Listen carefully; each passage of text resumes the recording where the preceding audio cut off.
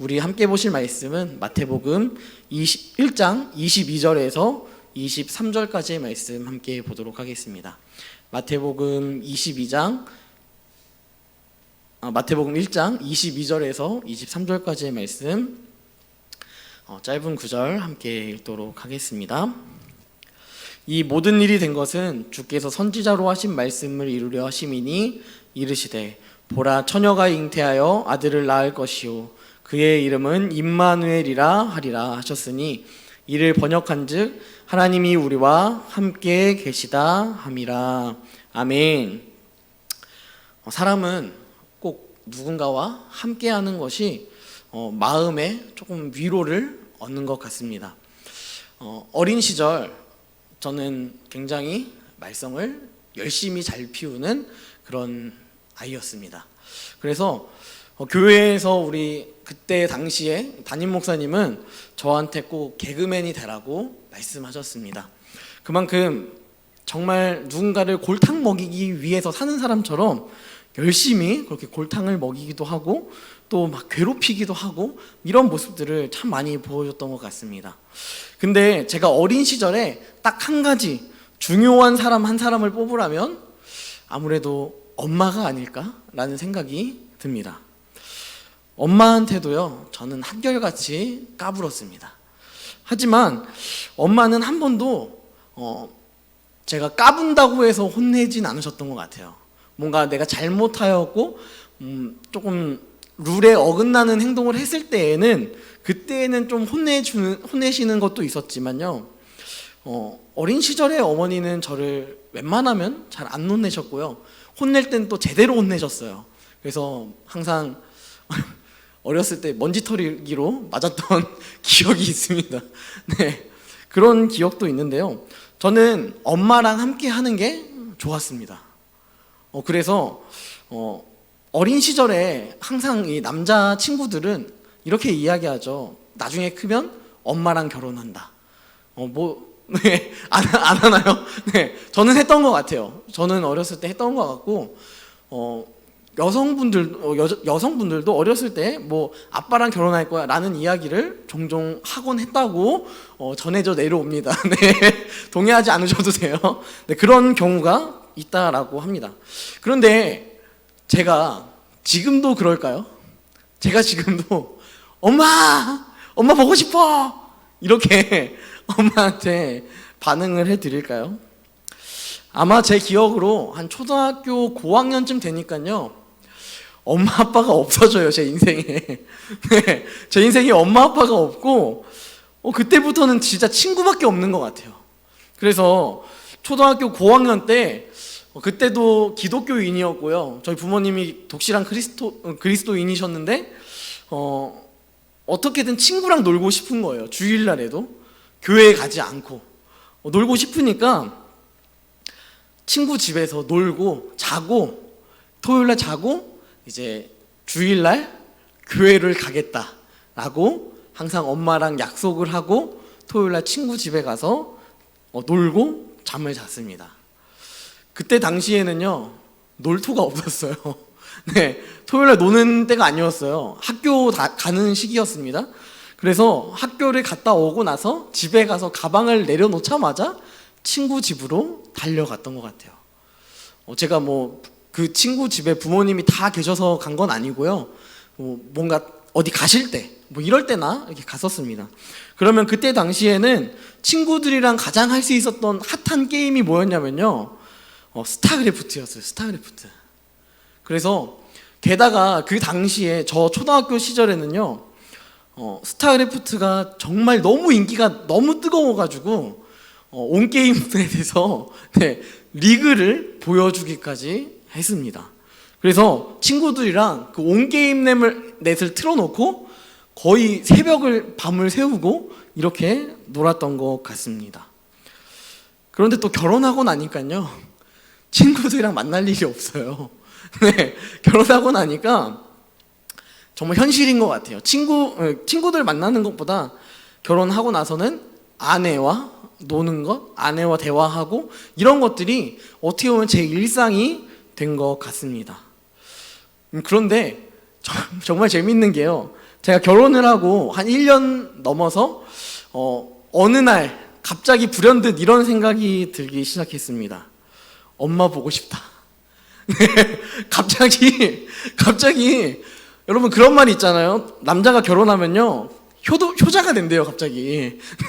그러면서 내가 집에서 그냥 가만히 앉아 있었는데 갑자기 너무 엄마가 보고 싶은 거예요. 그래가지고 진짜 눈물이 잘 안 흘리는데 눈물이 날 정도로 막 갑자기 엄마가 너무 보고 싶고 지금 봐야 될 것 같고 막 이런 마음이 갑자기 막 불현듯 들기 시작하는 것입니다. 하지만 가진 않았어요.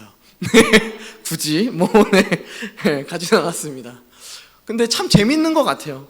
누군가와 함께 있다 이것을 느끼는 것 사람에게 있어서는요 굉장히 중요하고 또 공동체를 형성하는 것 사람에게 있어서는요 굉장히 가치 있는 일인 것 같습니다. 그렇다면 왜 굳이 공동체를 이루며 살아가야 될까?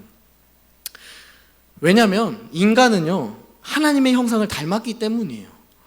창세기 1장 26절 27절 말씀에 보니까 이렇게 나와 있습니다.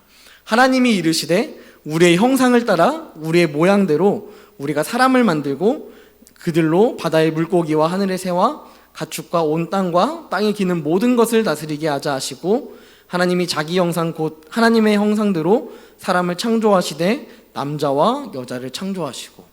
창조의 질서, 이 창조의 질서 가운데 나오는 것이 무엇이냐면요 하나님께서 내가 내 형상대로 내 모양대로 만들겠다 이것으로 말씀하시는 것이 아니라 우리의 형상이라고 이미 이야기하고 계셨다라는 것입니다. 우리라는 것을 통하여서 우리가 알 수 있는 것은 우리는 어떻게 보면 성령 하나님을요 조금은 제한시켜서 신약 시대에야 비로소 이 땅 가운데 왔겠지라고 생각하지만 성부, 성자, 성령 하나님은요 태초부터 항상 함께 계셨습니다. 그 전부터 이미 계셔서 세 분이 함께 한 인격을 이루시며 살아가셨다는 것을 우리는 알 수 있습니다. 하나님이 이미 공동체를 형성하며 살아가고 계셨기 때문에 그분의 형상을 닮은 우리 또한 공동체를 이루며 살아가는 것이 너무도 당연하고 알맞는 그런 모습이다라는 것을 우리는 생각해 볼 수 있습니다. 하나님의 형상을 닮은 우리에게 이러한 공동체의 놀라운 은혜를 주셨는데 그렇다면 하나님의 이 놀라운 사랑 우리의 모양대로 우리의 형상대로 만드신 그 은혜가 우리 가운데 과연 어떻게 이루어졌는지를 우리는 함께 살펴볼 필요가 있습니다. 먼저는요 하나님께서 오늘 제목처럼 이루신 사랑인데요 이루신 사랑 무엇을 이루셨나? 말씀을 먼저 이루셨습니다.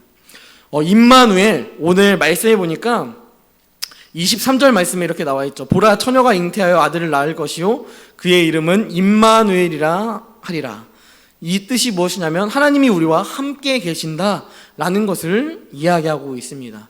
여기서 오해하지 마실 것은 여러분 임마누엘 이사야 7장 14절 말씀에 나오는 이 말씀이 이사야 때에서야 비로소 하나님이 우리와 함께 하신다라는 것을 나타내신 것은 아니다라는 것입니다. 가장 대표적인 말씀으로 이 말씀이 적혀 있는 것 뿐이지 하나님은 우리와 구약 곳곳을 보면요 늘 함께 하셨어요. 하나님이 하나님의 백성과 함께 하셨다는 것을 계속해서 증명하셨습니다. 아브라함을 보면 이렇게 나와 있어요.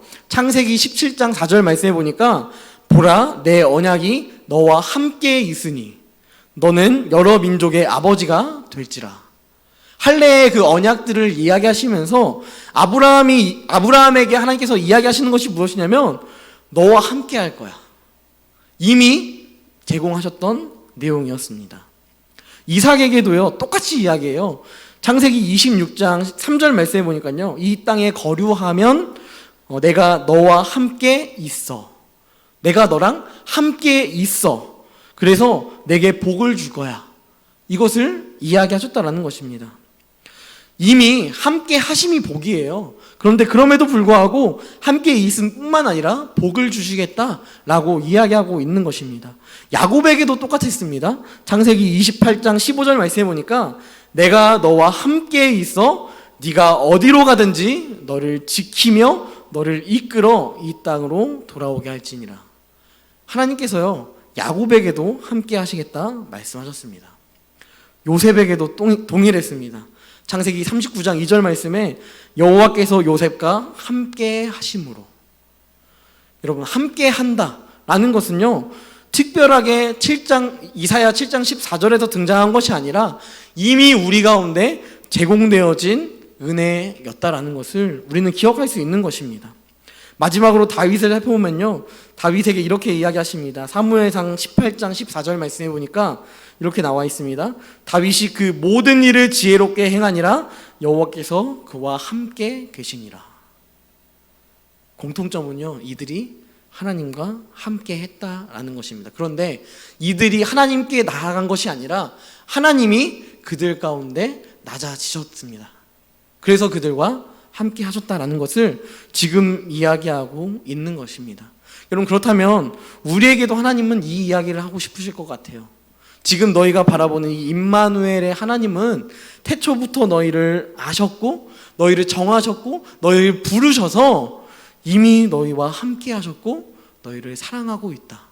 이것을 주님께서는 말씀하고 계신 것 같습니다. 그 말씀을 온전히 들춰내시기 위하여서, 증명하시기 위하여서 그분이 하신 것이 무엇이냐면 두 번째 이루심은 바로 이것입니다. 나심과 죽음으로 이루셨습니다. 여러분, 공의로우신 하나님은요, 우리를 사랑하신대요. 그런데 그 사랑의 방법이 무엇이었냐면 대속이었습니다. 대속. 공의로우시기 때문에요, 우리를 그냥 죄 지었어도 사랑하니까 용서해 주지, 이렇게 넘어갈 수 있는 분이 아니에요. 너무 공의로우시고 너무 정의로우시기 때문에 그분은 그냥 용서해 줄 수가 없는 분이십니다. 그래서 희생이 필요했고요, 피 흘림이 필요했습니다. 그런데 딱 한 가지 생각해 볼 수 있는 거, 하나님은 피 흘릴 수가 없어요. 하나님은 피를 흘릴 수가 없습니다. 예전 애니메이션 중에요, 올림푸스 그 가디언이라는 만화가 있었어요. 여러분 기억하실지 모르겠는데 헬라 문화권 안에서 제우스 막 이런 신들이 등장하는 그러한 만화였습니다. 저 시절에는 되게 유행했던 그런 만화인데요. 그 만화를 통하여서 우리가 알 수 있는 것이 표출해내는 것이 무엇이냐면요, 일단 기본적으로 다신론이에요. 신이 굉장히 많잖아요. 근데 또 특별한 것이 무엇이냐면 신을 사람의 모양으로 만들어냈다라는 것입니다. 근데 한 가지 생각해 볼 수 있는 것은요, 이들은 서로 죽이기도 해요. 서로 싸우기도 합니다. 그런데 이 싸움이, 이 전쟁을 통하여서 죽게 될 때에는요, 신이 신을 죽이지 사람이 신을 죽이진 않아요. 신이 신을 죽일 수는 있지만 사람이 신을 죽이는 장면은 많이 나오지 않습니다. 그럼에도 불구하고 사람이 신을 죽이는 장면은 어떻게 보면 딱 한 군데서만 나오는데 바로 성경에서만 등장한다는 것을 우리는 생각해 볼 수 있습니다. 하나님은 피 흘릴 수 없습니다. 그래서 빌립보서 2장 말씀해 보니까 자기의 그 예수 그리스도께서 자기의 그 능력을 다 내려놓으시고 사람의 몸을, 종의 몸을 입고 이 땅 가운데 내려오셨습니다. 그래서 인간이 되셔서 화목 제물이 되어 주셨습니다. 내일부터 거리두기 4단계 막막하지 않나요? 저는 너무 화가 납니다. 왜 화가 나는지 아세요? 제가 특별히 월요일날 쉬는 날인데 월요일 아무것도 못해요. 그래서 너무 화가 납니다. 네, 다른 사람들은 얼마나 또 기분이 안 좋고 또 화가 나겠어요. 그러면서 우리는 참 많은 노력을 하죠. 코로나 안 걸리려고 많은 노력을 합니다. 왜 노력하죠? 왜 노력하세요? 질병으로 인해서 손해보지 않고 싶어 하는 거예요. 자녀가 혹여나 코로나 걸렸을 때 자녀에게 얼마나 안 좋은 영향력이 있겠어요. 그런 것에 대한 두려움이 있으니까 더 조심하는 것이죠. 그것뿐만 아니라 자녀가 없을지라도 나 자신을 아낀다면 코로나 안 걸리려고 열심히 애를 쓸 것입니다. 또한 여러 가지 이유 중에 하나는요, 격리하면서 찍히는 사회적 낙인, 그리고 주변 사람들에게 주는 피해, 어떻게 보면 이 주변 사람들에게 주는 피해가 제일 클 수도 있을 것 같아요. 하지만 그 이유는 참 다양할 것입니다. 안 걸리고 싶어하고 코로나 최대한 멀리하고 싶은 그 마음들이. 여러분, 그런데요, 참 재밌는 것은 하나님은 제 많은 세상과 거리두기 4단계가 아니라요, 하나님과 우리의 그 거리는요, 거리두기 한 50단계는 될 거예요. 우린 너무 더러워요. 우린 너무 죄악뿐입니다. 그런데 오히려 그분이 이 땅 가운데 내려오셨습니다. 코로나 4단계가 우리에게 막막합니다. 저도 사실 막막해요. 다음 주부터 예배를 어떻게 드려야 될지 대책이 서지 않습니다. 네, 대책이 서지 않아요. 하지만 코로나 4단계임에도 우리가 기억해야 할 것은요, 하나님이 여러분과 함께 하시고 또 그분이 우리와 동행하고 싶어 하신다라는 것입니다. 그래서 이 땅에 나타나셨습니다. 나셨습니다. 또한 죽으셨습니다. 로마서 5장 8절 말씀에 보면 우리가 아직 죄인 되었을 때에 그리스도께서 우리를 위하여 죽으심으로 하나님께서 우리에 대한 자기 사랑을 확증하셨느니라. 고통을요 경험하셨습니다. 아픔을 아세요. 나는 나만 힘든 줄 알아요. 나는 나만 어렵다고 생각합니다. 그런데요, 하나님도 사람의 몸을 입고 힘드셨습니다. 죽음은 예수님에게도 쉬운 것은 아닙니다. 하지만 그분이 사랑을 통하여서 십자가에 못 박히셨습니다. 여러분, 이것이 은혜입니다. 이 사실이 은혜입니다. 이 이루신 두 사건 자체가 하나님의 사랑이고 또한 은혜입니다. 결론을 맺겠습니다. 누군가와 관계를 맺을 때 내가 노력해야만 하는 관계가 또 있어요. 내가 어떻게 해서든 그런 거 있잖아요. 어떻게 사랑이 변하니? 이러한 이야기를 할 때도 있잖아요. 나만 놓으면 끝날 것 같은 관계가 분명히 있습니다. 그런데요, 주님은 먼저 우리를 위하여서 손해를 감수하셨습니다. 그 은혜로 말미암아 내가 하나님과 마치 선심 쓰듯이 하나님, 제가 하나님 믿을게요, 이렇게 하는 것이 아니라요, 하나님이 우리에게 너는 나의 소중한 자녀야, 이것을 계속해서 말씀하시고요, 그 사랑이 끝나지 않는다라는 사실 또한 우리에게 말씀을 통하여 이야기하십니다. 로마서 8장 39절 말씀해 보니까 높음이나 깊음이나 다른 어떤 피조물이라도 우리 주 그리스도 예수 안에 있는 하나님의 사랑에서 끊을 수 없느니라. 사랑에서 끊을 수가 없대요. 우리는 제한적이잖아요. 사랑이 어떻게 변하니? 라는 이야기를 했을 때에는 누군가는 사랑하지 않기 때문에 이야기하는 것이잖아요. 그런데 하나님의 사랑은 그런 제한적인 사랑이 아니라 무조건적인 사랑, 우리가 감히 상상할 수 없는 그런 크고 놀라운 사랑이었다라는 것입니다.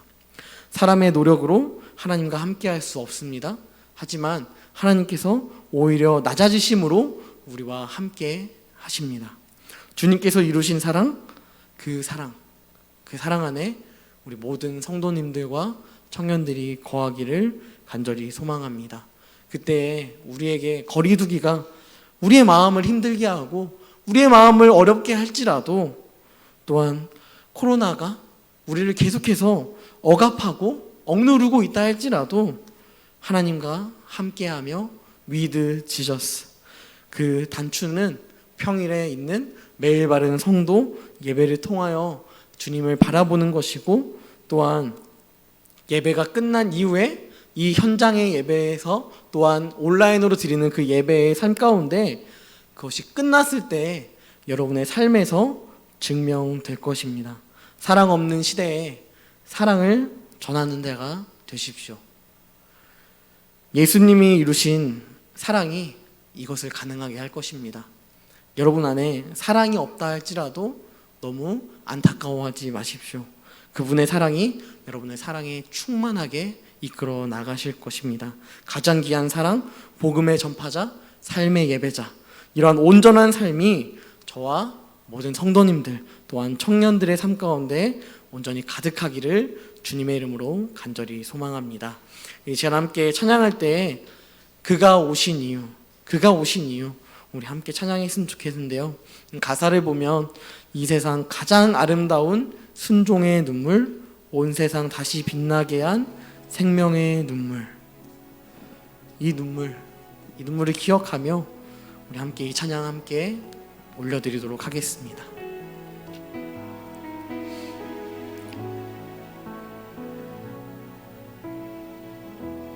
이 세상 가장 아름다운, 이 세상 가장 아름다운 순종의 눈물, 온 세상 다시 빛나게 한 생명의 눈물. 그가 이 땅에 오신 이유, 죽어야 살게 되고 져야만 승리하는 놀랍고 영원한 신비, 지으신 그대로 회복시키 우리의 창조주 그리스도, 십자가의 길로 아버지 뜻 이루셨네. 그가 이 땅에 오신 이유, 이제 우리에게 맡겨진 그 소망, 그 사랑, 그 생명, 아름답고 눈부신 십자가의 길, 우리가 이 땅에 살아간 이유. 이 시간 함께 기도했으면 좋겠습니다.